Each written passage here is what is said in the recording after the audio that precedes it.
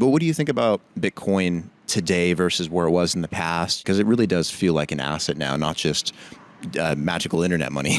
Yeah, it's been a really interesting year for Bitcoin and how the world thinks about it. And started very cypherpunk, very decentralization as a counterculture movement against Wall Street and an alternative to USD and centralized control of monetary policy. And now we're in this interesting world where we're seeing like a lot of those characteristics that it was originally designed for in terms of structured monetary policy and not being able to be manipulated by a centralized entity, which is true on like the fundamental security level of the network. But then we're looking at now at like what happens when the market gets severely co-opted or owned. And I think looking at all of these Bitcoin treasury companies, MicroStrategy, Bitcoin ETFs, these things where there's a lot of Bitcoin now being held by centralized institutions, and we're starting to see like the financial risk to Bitcoin from these entities and the scale to which they can impact the market. It's a bittersweet for me because I love seeing the conversation around Bitcoin and people using it and the mainstream adoption